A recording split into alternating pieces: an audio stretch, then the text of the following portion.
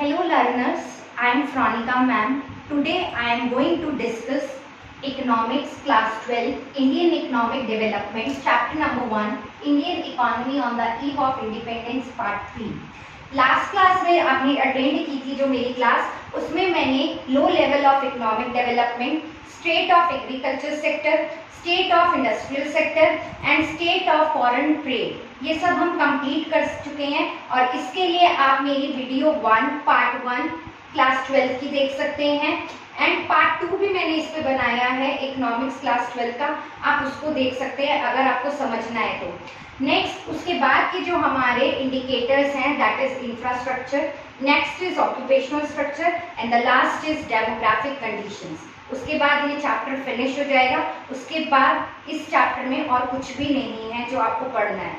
तो come to the topic infrastructure. Infrastructure includes, मैं आपको बता देती हूँ आपकी इंफ्रास्ट्रक्चर में क्या क्या चीजें आती हैं।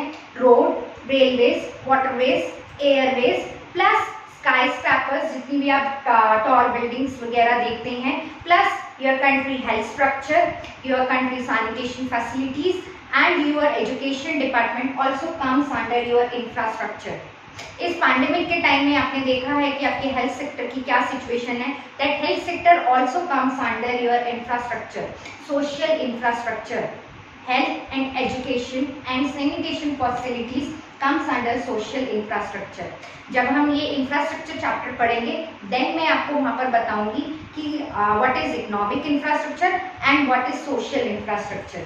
तो इस चैप्टर से इसका कोई लिंक नहीं है। तो बस आपके देश के जब at the time of independence या जब हम ब्रिटिशर्स की कॉलोनी थे तो उस समय आपके देश की infrastructure was very poor in India, बहुत खराब हालत थी।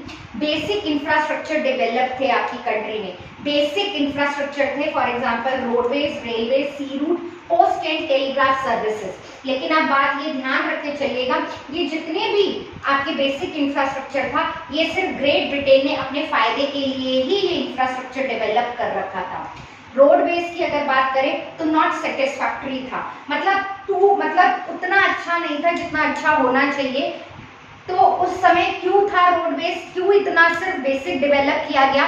क्योंकि आपको पता है ट्रांसपोर्टेशन, रॉ मटेरियल कैसे जाएगा डिस्टेंस प्लेसेस तक या रोड रेलवेज तक या सी पोर्ट तक, वो ट्रांसपोर्टेशन सिस्टम के लिए हमारे कंट्री में बेसिक रोडवेज डेवलप करी गई थी। और वाटरवेज की अगर आप बात करें तो मैंने आपको बताया था स्विस कैनाल, ये क्वेश्चन पेपर में पूछा जाता है। 1869 में सी रूट के द्वारा आपकी कंट्री में ट्रांसपोर्ट होता था, रॉ मटेरियल जाता था इंडिया से ग्रेट ब्रिटेन, तो स्विस कैनाल बनाया गया था। और ये कब बनाया गया था? 1869 में। ये क्वेश्चन एमसीक्यू में पूछा जाता है। Next, introduction of expensive system of electric telegraph serve the purpose of law and order. अगर ब्रिटिश गवर्नमेंट को किसी भी चीज की, मतलब मान लीजिए वो खुद तो जाते नहीं थे गांव-गांव में, उन तो जमींदार हायर कर रखे थे, तो वो उनसे किसके थ्रू बात करते थे? इलेक्ट्रिक टेलीफोन्स के द्वारा बात करते थे। और that time these things are very very costly और कॉमन मैन के लिए इसका कोई यूज नहीं था। कॉमन मैन मतलब कोई भी इंडिया का जो कॉमन मैन था उसके लिए इन चीजों का कोई यूज नहीं था। रोडवेज थे तो ब्रिटेन ने अपने फायदे के लिए उन्हें डेवलप किया था। सी रूट, रॉ मटेरियल कैसे जाएगा।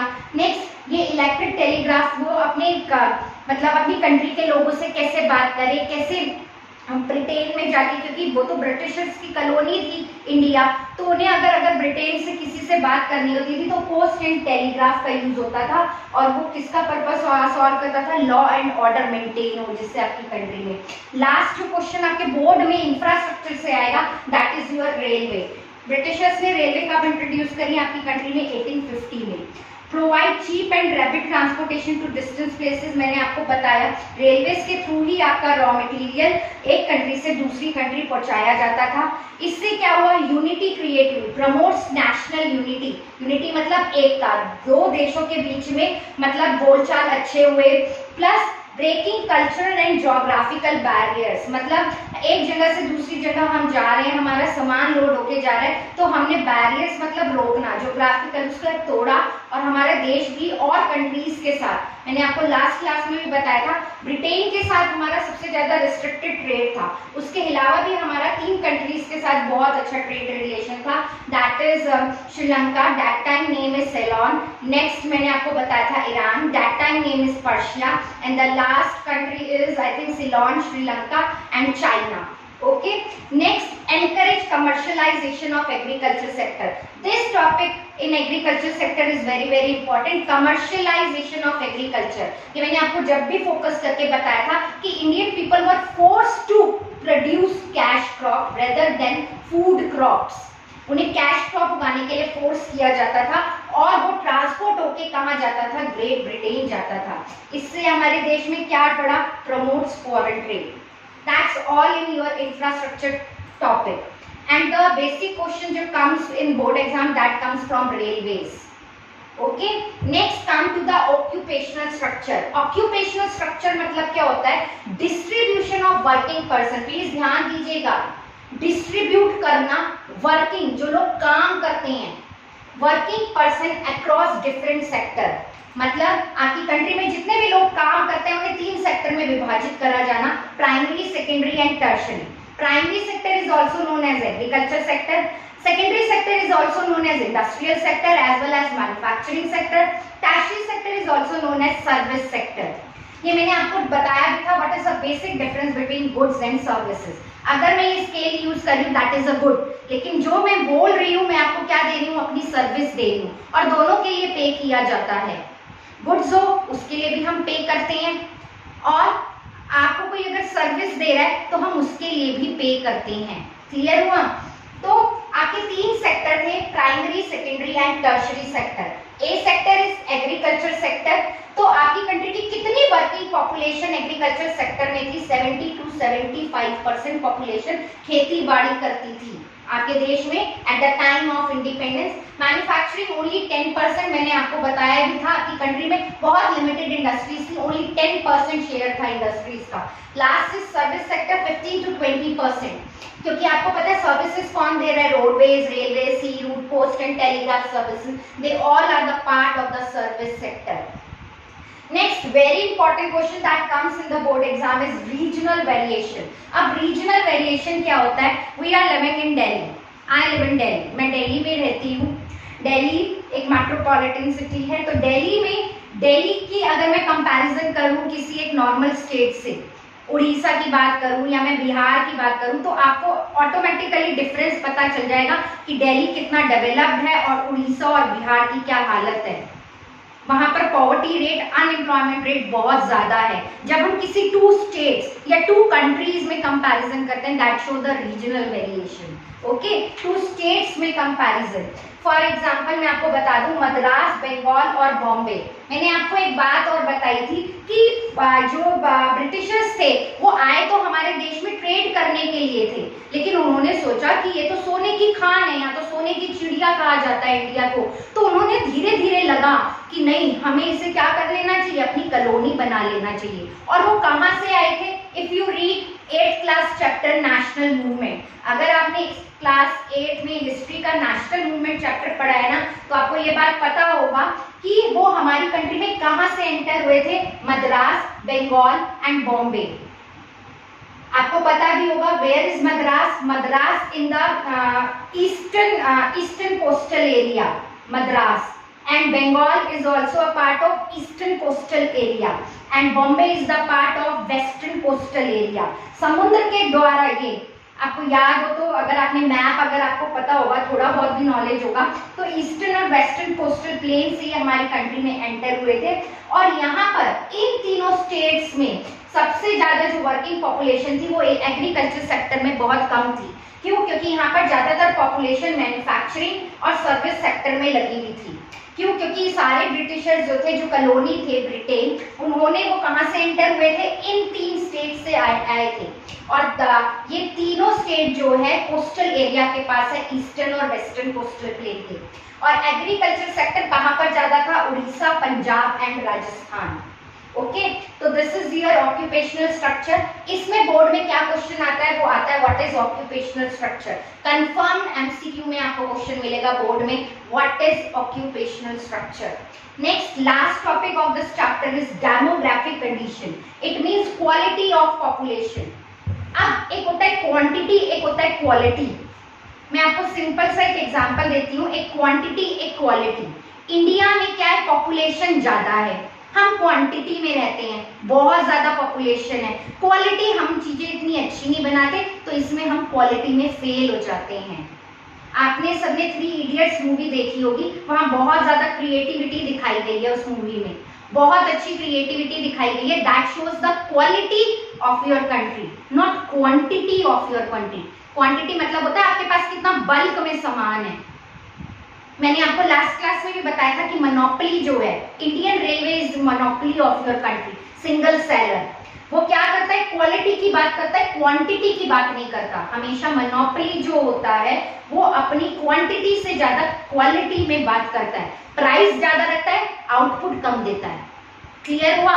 तो हमें हमेशा किस पे ध्यान देना चाहिए, क्वालिटी ऑफ पॉपुलेशन पे। और इसका बेस्ट एग्जांपल है वर्ल्ड में जापान। जापान में क्वालिटी पे ज्यादा ध्यान दिया जाता है, क्वांटिटी पे कम ध्यान दिया जाता है। तो प्लीज इस टर्म को बहुत अच्छे से समझिएगा। पॉपुलेशन ज्यादा होने से मतलब नहीं होता कि पॉपुलेशन ज्यादा है तो हम अच्छे हैं, क्वालिटी पे मैटर करता है, नॉट क्वांटिटी। ओके, तो very important, first official census 1881 में निकाला गया था। उसमें क्या बताया गया था कि आपकी कंट्री की कितनी पॉपुलेशन है।